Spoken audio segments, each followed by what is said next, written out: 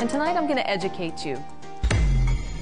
We are very nutritionally depleted, we're very toxic, and our bodies can only handle so much environmental pollution before it starts to break down.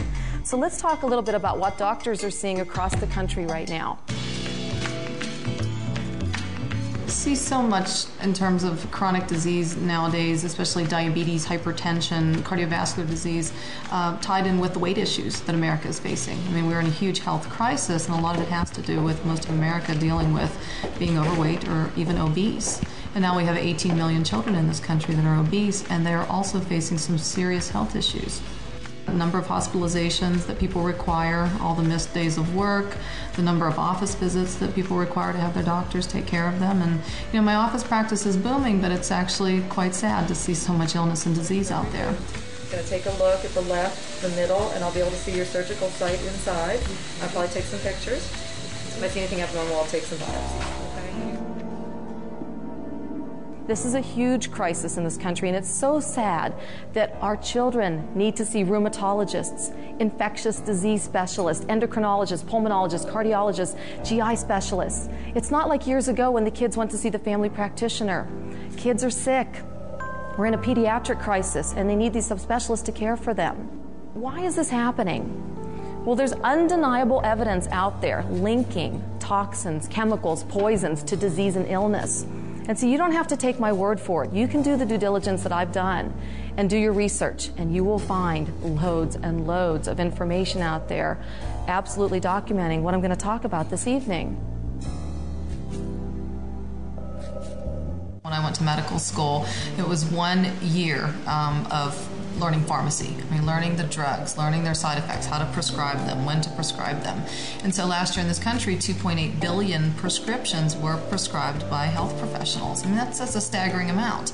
And on average, when an adult patient walks into my office, they can be on anywhere from 5 to 11 pharmaceuticals. But a lot of drugs out there will cover up the symptoms. Not a lot of physicians will sit with the patient and describe a good nutritional system or a good nutritional program to, prevent them from going on a medication. And I tend to do the opposite. I will sit with the patient and say, let's talk about nutrition. When patients come in, it's very easy to address the issue of weight because about 81% of America is dealing with weight issues. And I tend not to shy away from that. I mean, people come in and say, I have reflux, or I have all these intestinal issues, or I can't stand it, my insulin requirements are so high, or my blood pressure medications, now I have 3 instead of 2, and I'll talk to them, have you thought about the issue with your weight? And especially the young ones, it's like, we need to address this now.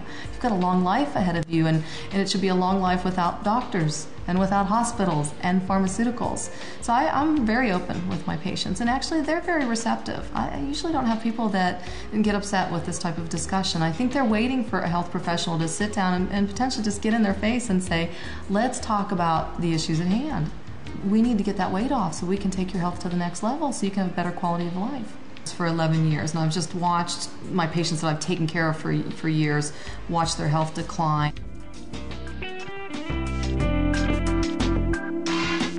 You open the newspaper and they talk about different toxins in the environment, different toxins in our food, in the air, in the water, and what our bodies are being exposed to.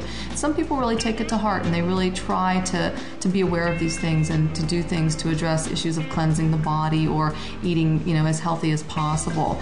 But a lot of people choose to ignore it. I think there is a great deal of denial out there where people just say, you know what, it's either not going to happen to me, or if it does, it was just meant to be. And people choose not to really take charge of their health or the issues at hand. So, in my professional opinion, I really feel that most disease and illness in this country is directly related to environmental toxicity, not genetics. I mean, there's a lot of genetic issues out there, but if you do have a genetic history, and that is also very important, but put that on top of environmental toxicity and what it does to your body. I mean, a lot of people are facing some huge health issues right now. Toxins have been linked to cancer in all forms: breast cancer, lung cancer, stomach cancer, osteosarcomas, lymphomas, leukemias. Toxins have been linked to autoimmune diseases, lupus, fibromyalgia. I didn't even see fibromyalgia 11 years ago. I see it all the time now. Toxins are linked to weakened immune systems, neurologic diseases, cardiovascular diseases, pulmonary diseases, infertility, birth defects. I mean, toxins are linked to so many bad diseases and illnesses. We're not talking about genetics anymore. We're talking about the environment. I mean, that says a lot. These are poisons. They're affecting our body. Now let's talk about what toxins are. I mean, in my practice, I see a lot of irritable bowel, gas, bloating, the abdominal distension, feel uncomfortable, constipation one day, diarrhea the next, don't feel well after you eat something as simple as a salad. Look what goes into our bodies. Preservatives, pesticides, insecticides. On average in this country, 72 insecticides and pesticides on our fruits and vegetables. Pesticides are part of the food chain. We are ingesting them regularly. What do you think that does to our insides? Think about the water that we're exposed to. Our drinking water polluted with heavy metals, parasites, bacteria, and you may drink filtered water, but you may not bathe in filtered water. Remember, your skin is the largest organ of your body and very porous and absorbs toxins right through the pores, and they circulate through your vascular system, through your lymphatics, and deposit in your vital organs. What about the air we breathe? I mean, just think about all these things. Very common sense, but a lot of people choose to deny a lot of this. But think about just walking outside, breathing the air.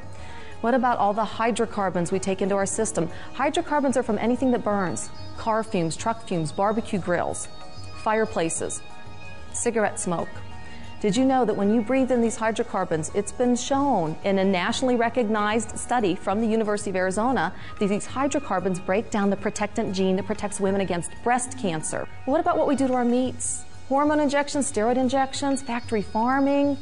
The animals, we want them beefier. We want them to produce more milk. They get sick, we give them antibiotics, and then we give them more. And last year in this country, 20 million pounds of antibiotics were given to our animals. And our animals have weird infections like mycobacterium and paratuberculosis. And we see all this antibiotic resistance in the hospital now. And then they say, eat fish because it's good for you. And the fish has mercury in it. And mercury causes all kinds of problems in the body. Look at our soils in this country. So many of our soil bases across the country have been over-farmed, and you're not repleting them with all the good nutrients and the microbes. So what's happening is our foods are nutritionally bankrupt. We become nutritionally bankrupt. Our foods need to be fortified. Ever go to the grocery store and notice how everything is fortified? The foods are dead. You have to give them nutrition nowadays. And when fruits and vegetables grow from soils that are depleted, they only have 40% of their nutrient value that they did in the 1940s, when the grounds were more repleted with all the good nutrients that we need. See, just think about what happens to our immune system, what happens to our bodies when we don't get the good nutrients. And then on top of it, pour all the toxins into our system. It makes so much sense to me why doctors are seeing so much illness and disease in this country. An old proverb says, a man digs his own grave with a knife and a fork. Well, look what's happening to us. Last year, USA Today in September released statistics that were staggering. 81% of our population is overweight, 31% meet the criteria for obesity, but the sad statistic is that 18 million children in this country are obese. Obesity, type 2 diabetes. 90% of diabetes is type 2 in this country, lifestyle disease, 18 million people with diabetes. Did you know there are children out there being diagnosed with type 2 diabetes at age 4 and 5? There are so many teenagers on insulin. See, diabetes doesn't wait till adulthood. Diabetes is a bad disease. I see it in the office every day. I see it in the hospital every day. Diabetes breaks down your vascular system. You may go blind. You may end up on dialysis. You may lose a limb.